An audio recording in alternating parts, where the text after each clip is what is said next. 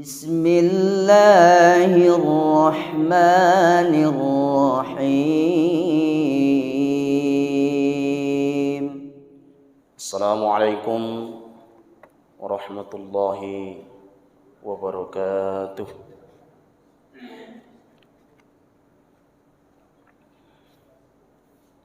الحمد لله رب العالمين وبه نستعين على أمور الدنيا والدين وحده والصلاة والسلام على رسول الله أجمعين. أشهد أن لا إله إلا الله وأشهد أن محمدا عبده ورسوله. اللهم صل وسلم وبارك على سيدنا محمد وعلى آل سيدنا محمد. قال الله تعالى في القرآن الكريم: أعوذ بالله من الشيطان الرجيم. يا أيها الذين آمنوا اتقوا الله حق تقاته ولا تموتن إلا وأنتم مسلمون. Hadirin para jamaah salat zuhur yang semoga dirahmati oleh Allah Subhanahu wa taala. Bersyukur kita kepada Allah Subhanahu wa taala dan berselawat kita ke baginda Nabi Muhammad sallallahu alaihi wasallam. Allahumma salli wa sallim alaihi. Bapak Ibu para jamaah salat zuhur yang semoga dirahmati oleh Allah Subhanahu wa taala. Kita lanjutkan pembahasan kita. Kalau pada pertemuan yang lewat kita membahas tentang zikir sesudah salat, dan itu sudah kita selesaikan pembahasannya. Sekarang kita membahas tentang doa sesudah sholat. Apakah ada anjuran berdoa sesudah sholat? Maka kita lihat penjelasan Imam Nawawi rahimahullah ta'ala dalam kitabnya Al-Majmu' Syarah Al-Muhadzab. Kenapa kita harus melihat pendapat mereka? Karena mereka ulama dan kita bukan ulama. Kalau kita ingin menyelami pendapatnya Imam Syafi'i, ini yang sering sampaikan. Kalau kita ingin menyelami pendapatnya Imam Syafi'i, maka lihat pendapat dua ulama dalam mazhab Syafi'i paling tidak. Siapa dia? Imam Ar-Rafi'i dan Imam An-Nawawi. Begitu juga ulama-ulama berikutnya, ulama mazhab berikutnya. Imam Ahmad bin Hanbal. Kalau kita ingin menyelami pendapat Imam Ahmad bin Hanbal, maka kita baca pendapatnya Imam Ibnu Qudamah. Kitabnya adalah Al-Mughni. Begitu juga seterusnya Bapak Ibu. Karena mereka adalah mujtahid mutlak. 4 imam ini adalah mujtahid mutlak. Sekarang berdoa sesudah sholat, apa ada tuntunannya begitu kan? Kita lihat Bapak Ibu pendapat Imam Nawawi rahimahullah ta'ala dalam kitab Al-Majmu' Syarah Al-Muhadzab halaman 473, jilid yang keempat, terbitan DKI. Wa yustahabbu ay yad'u aidan ba'da salam bil ittifaq.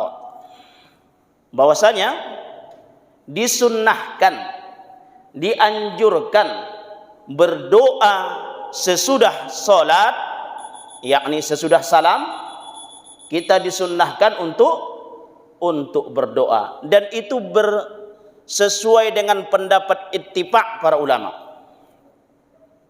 Kemudian Bapak Ibu, wa jaa fi hadzal mawadi'a ahaditsu katsiratun shahihatun fi dzikri wad du'a. Dan telah banyak dalil yang kita jelaskan katanya, baik hadis Rasulullah sallallahu alaihi wasallam, hadis yang sahih tentang zikir dan doa sesudah salat. Ini kata Imam Nawawi nih Bapak Ibu. Jadi berarti ada dong dalilnya. Dalilnya apa? Yaitu yang kita jawab tadi, pendapat ulama bahwasanya dianjurkannya, disunnahkannya berdoa sesudah sholat.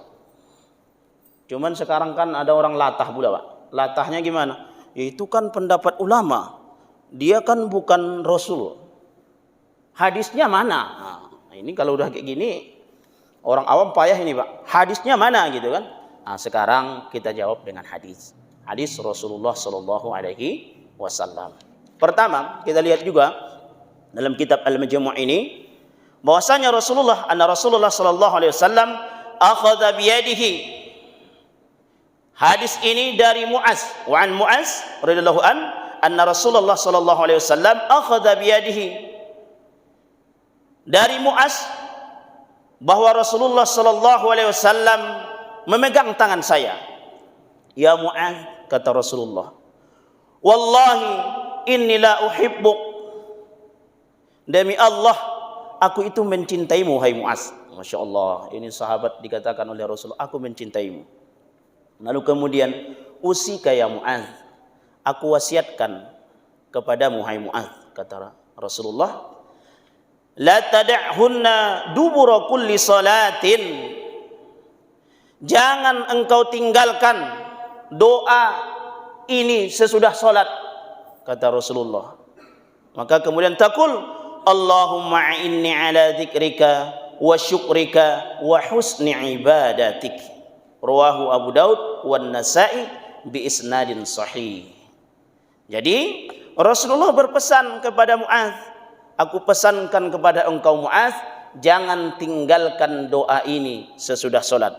Allahumma a'inni ala dzikrika wa syukrika wa husni ibadatik. Nah, ini Bapak Ibu. Nah, ini dalil yang pertama. Dalil hadis Rasulullah sallallahu alaihi wasallam bahwa dianjurkannya berdoa sesudah salat. Kemudian hadis berikutnya, an Abi Umamah radhiyallahu an qala qila li Rasulillah sallallahu alaihi wasallam, dari Abi Umamah, semoga Allah meridainya, maka kemudian dia berkata kepada Rasulullah sallallahu alaihi wasallam, ayyud du'a asma', ya Rasul, doa yang paling kemungkinan besar akan diijabah oleh Allah Subhanahu wa taala, waktunya itu kapan wahai Rasul? Maka kemudian dijawab oleh Rasulullah sallallahu alaihi wasallam, jauful lailil akhir. Engkau berdoa di ujung sepertiga malam. Sepertiga malam akhir. Itulah doa yang kemungkinan akan dikabulkan oleh Allah Subhanahu wa taala. Kemudian waduburus salawatil maktubah, yakni engkau berdoa di ujung-ujung salat fardu. Nah, begitu kita sudah selesai salat fardu, maka kemudian dianjurkan kita untuk berdoa.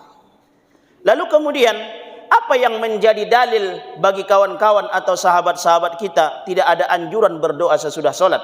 Nah, ini juga harus kita jelaskan. Kita harus fair, profesional gitu kan. Kita tidak mengambil satu pendapat, kita jelaskan pendapat yang lain. Menurut mereka apa? Bahwa duburus salawatil maktubah adalah apa? Itu bukan sesudah salam, itu di penghujung salat sebelum salam. Inilah dalil bagi kawan-kawan sehingga kemudian mereka tidak berdoa sesudah salat. Kita terima itu dan kita hargai. Kalau dia kemudian tidak berdoa, tidak apa-apa, tidak masalah. Orang dia kok yang mau berdoa mau tidak, kan terserah dia. Dan dalil dia memang ada. Tapi kemudian jangan pula salahkan orang yang kemudian berdoa berjamaah atau tidak berjamaah sesudah sholat. Ada hadisnya. Kita lihat pula Bapak Ibu yang dirahmati Allah Subhanahu wa taala. Kita lihat pula hadis Rasulullah sallallahu alaihi wasallam. Ini dia. Bahwasanya kan kita pernah mendengar hadis Rasulullah sallallahu alaihi wasallam yang kita baca pada pertemuan yang lewat. Apa kata Rasulullah? Man sabbahallahu fi duburi kulli salatin 33 wa hamidallahu 33 wa kabbarallahu 33. Siapa yang bertasbih memuji Allah Subhanahu wa taala 33 kali fi duburi kulli salatin, setiap selesai salat 33 kali, wa hamidallahu 33, dan kemudian bertahmid alhamdulillah 33 kali, kemudian wa kabbarallahu 33, kemudian bertakbir Allahu akbar 33 kali, fatilka tis'atu wa tis'una, dan jumlahnya kemudian 99. Lalu kemudian wa qala tamamal mi'ah, la ilaha illallah wahdahu la syarikalah, lahul mulku wa lahul hamdu wa huwa ala kulli syai'in qadir. Maka kemudian dia sempurnakan 100 kali dengan mengucapkan la ilaha illallah wahdahu la syarikalah, lahul mulku wa lahul hamdu wa huwa ala kulli syai'in qadir, gufirat khotoyahu, maka kemudian Allah Subhanahu wa taala akan mengampuni dosa-dosanya. Wa in kanat mithla zabadil bahr, meskipun dosanya itu sebanyak buih di lautan. Banyak atau tidak, Pak? Banyak. Maka kemudian dari mana kita mengambilkan bahwa berdoa itu sesudah salat? Ini dia kalimat fi duburi kulli salatin. Apa ada orang mengucapkan subhanallah, alhamdulillah, Allahu akbar 33 kali sedang salat? Ada tidak, Pak? Sedang salat nih, dia bertasbih subhanallah, alhamdulillah, Allahu akbar, la ilaha illallah wahdahu la syarikalah sampai kemudian selesai. Ada tidak orang kemudian mengucapkan itu pada waktu salat? Enggak ada. Itu dibaca sesudah salat. Hadis ini diriwayatkan oleh Imam Muslim, hadis yang ke-597, halaman 249, terbitan DKI, Sahih Muslim. Jadi Bapak Ibu, bagi kita ada doa sesudah salat berjamaah atau salat sendiri. Dianjurkan kita berdoa berdasarkan pendapat ulama, ittifaq para ulama, dan kemudian hadis-hadis yang kita sebutkan tadi.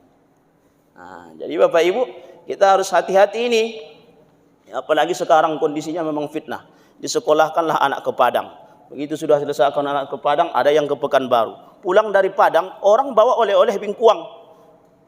Pulang dari Pekanbaru, orang bawa oleh-oleh apa? Keripik nenas. Dia pulang kuliah dari Pekanbaru, datang ke kampung, kerjanya hanya khusus membid'ah-bid'ahkan orang kampung. Ini masalah besar ini, Pak. Dikuliahkan anak itu ke sana, pulang ke kampung bid'ah. Ini salah nih, enggak ada hadisnya. Disalahkan pula lah orang tua dahulu. Ditanya pula, apa dalilnya? Orang tua dahulu mana dia tahu? Namanya orang tua dahulu, ya kan? Ini dari guru saya katanya. Tentu dia tak bisa membuka apa? Kitab para ulama, kitab-kitab Imam Nawawi, tak bisa dia. Lalu kemudian dia pulang kampung, disalahkannya lah amalan-amalan kampung itu semua. Maka kemudian kalau sudah begini caranya, maka kacau kita dalam beragama. Kita simpulkan. Apakah ada solat atau zikir sesudah? Kalau zikir sudah jelas. Apakah ada doa sesudah solat? Ada. Hadisnya sudah kita sebutkan tadi. Kemudian pendapat ulamanya sudah kita jelaskan. Jadi kesimpulannya, doa sesudah solat itu dalilnya ada. Bapak Ibu yang semoga dirahmati Allah Subhanahu wa taala. Semoga dengan apa yang saya sampaikan ini bermanfaat bagi saya dan kita semua, menjadi kebaikan. Kita tutup dengan doa. Subhanakallahumma bihamdika asyhadu an la ilaha illa anta astaghfiruka wa atubu ilaik. Wassalamualaikum warahmatullahi wabarakatuh.